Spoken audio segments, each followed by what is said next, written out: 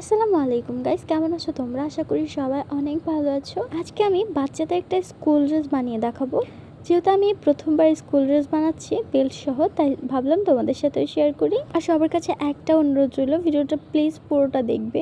ইদানিং আমার ভিউ খুবই কম হচ্ছে, তাই ভিডিওটা প্লিজ সবাই একটু পুরোটা দেখো। এখন আমি চলে যাচ্ছি মেইন ভিডিওতে।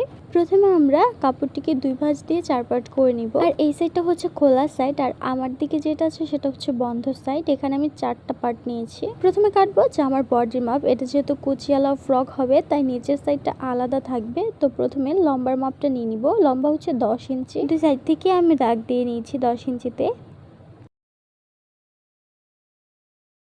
এখন আমরা দাগে দাগে মিলিয়ে দিব। এখানে আমি একটি শেপ কাট ইউজ করছি। তোমরা হয়তো বা খেয়াল করেছো যে আমি প্রত্যেকটা কামিজ অথবা ফ্রক বানানোর সময় কোনো একটা হালকা 1 কি আধা ইঞ্চি কাপড় ডাউন করে দেই। এখানে শেপ কাট দিয়ে দাগ দিলে সেটা করা লাগে না, তাই আমি শেপ কাট দিয়ে সুন্দর একটি শেপ করে কেটে নিচ্ছি। এখন নিব গলার মাপ। গলার মাপ আমি এখানে নিয়েছিলাম 2 ইঞ্চি।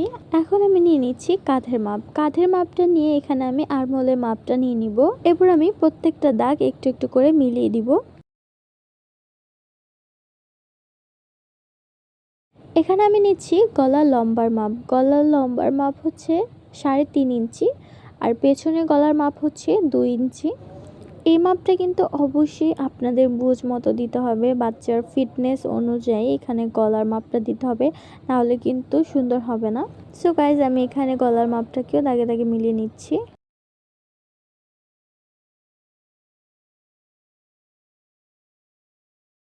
এরপরে আমি সামনের এবং পেছনের গলা রাউন্ড শেপ করে কেটে নিব। যেহেতু স্কুল ড্রেস, তাই আমি এখানে কোনো ডিজাইন দিব না। এরপর আমি আরমোলটাকেও সুন্দর একটি শেপ দিয়ে নিব। এরপর আমি নিব বডির মাপ। বডি এখানে আপনাদের মাপ অনুযায়ী নেবেন এবং কোমরের মাপটা নিব।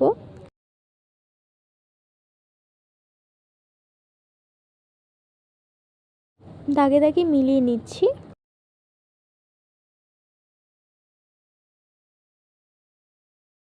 এখন আমরা কাপড়টিকে সুন্দর করে কেটে নিব। মাপ নেওয়ার সময় খেয়াল করবেন, অবশ্যই কিন্তু মাপ থেকে 1 ইঞ্চি কাপড় বাড়তে নেবেন সেলাই করার জন্য। গাইস, কিছুদিন যাবত আমার কোনো ভিডিওতেই ভালো মতো ভিউ হচ্ছে না। অবশ্যই তোমরা ভিডিওটা একটু মনোযোগ দিয়ে দেখো। আর যারা আমার ভিডিওটা প্রথম দেখছো তারা কিন্তু অবশ্যই একটি সাবস্ক্রাইব করে দিয়ে যেও, যাতে এরকম সুন্দর সুন্দর ভিডিও তোমরা দেখতে পারো। সো গাইস, আমার এখানে কাটিং করাটা হয়ে গেছে। এখন হচ্ছে আমি নিচ থেকে পেছনের সাইডটা সরিয়ে সামনের গলাটা কেটে নিচ্ছি।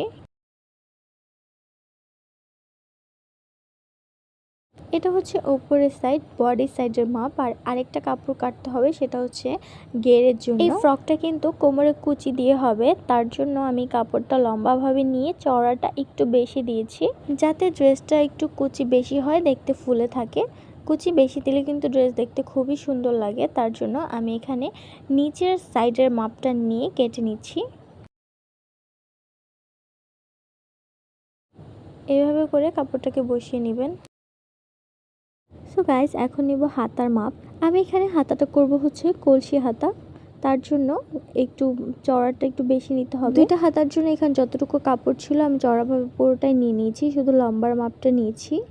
লম্বা নিয়েছি হচ্ছে 3 ইঞ্চি, একটু ছোট নিয়েছি কারণ হচ্ছে এখানে নিচে আমি সাদা রঙের বর্ডার দিব। সো গাইস, দেখুন এখানে কুচি হবে আর নিচে হচ্ছে সাদা রঙের একটা বর্ডার হবে। সো গাইস, হাতাটাকেও আমি সুন্দর করে কেটে নিচ্ছি।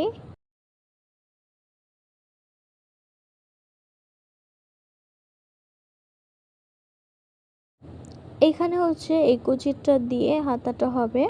এখানে আমি কিছুটা বক্রম নিয়ে নিয়েছি লম্বা, কোমরের মাপ নিয়ে। এটা হচ্ছে বেল্টের জন্য, কোমরে যেই বেল্টটা হবে সেই বেল্টটার জন্য। হচ্ছে এই বক্রমটা থেকে আমি সামনের কিছুটা অংশ কেটে নিব, যাতে এই সামনের এই সাইডে এরকম চোখা দেখতে লাগে।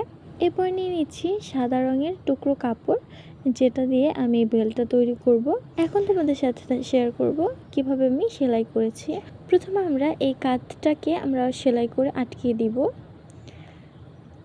দেখুন গাইস, আমাদের এই কাঁধের মাপটা পুরোপুরি সেলাই করা হয়ে গেছে। এখানে কিন্তু অবশ্যই আপনারা ডাবল স্টিচ করে দিবেন। দেন হচ্ছে পেছনে বুতাম লাগানোর জন্য এখানে একটা ঘর করতে হবে। ভাঁজ দিয়ে পেছনের পার্টটাকে আমরা মাঝ বরাবর কেটে ফেলবো। আমি যেভাবে করছি সেইমভাবে যদি তোমরা করো অবশ্যই বুঝতে পারবে। আর এখানে বোতাম লাগানোর জন্য একটি পট্টি দিতে হবে। তো ভাবলাম যে যেহেতু ব্লু কালার জামাটা আর তার সাথে এই হোয়াইট কালারের পেছনের বোতাম ঘরটা করব, দেন হচ্ছে এই গলা এবং এই বোতামের এই ঘরটাকেও সেলাই করে নিব। সো গাইস, আমার এখানে সেলাই করা হয়ে গেছে। এখানে 3টা বোতাম লাগাতে হবে। আপনারা চাইলে এখানে চেইন লাগাতে পারেন অথবা টিপ বোতামও লাগাতে পারেন, অ্যাজ ইউর উইশ।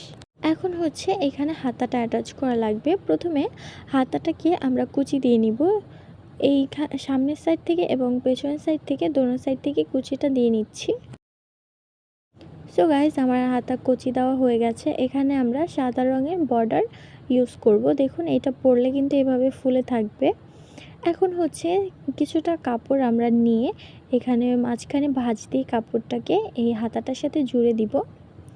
হাতাটার মুখ ঘেঁষে জুড়ে দিব, যেহেতু এটা ব্লুর সাথে হোয়াইট কালারটা অনেক সুন্দর যাবে। সো গাইজ, আমার হাতাটা একদম কমপ্লিট। এইভাবে করে আমি 2টা হাতাই করে নিব। এখন এই হাতাটাকে জামার সাথে অ্যাটাচ করার পালা। তার আগে হাতার মাপটা নিয়ে কেটে নিব সাইড থেকে বাড়তি কাপড়টাকে। সো গাইজ, এখন আমরা হাতাটাকে অ্যাটাচ করে নিব।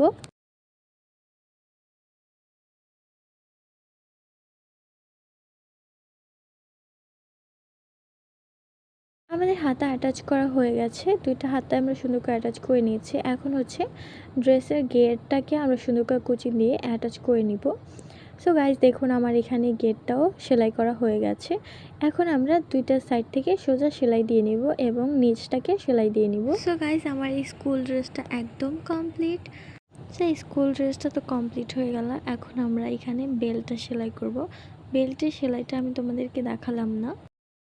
আর আমি কিন্তু এখানে 2 পাশে 2টা লাগিয়ে দিয়েছি, যেহেতু এই দিক দিয়ে বেলটা লাগানো হবে। সো আমার বেলটাও কমপ্লিট হয়ে গেছে সেলানো।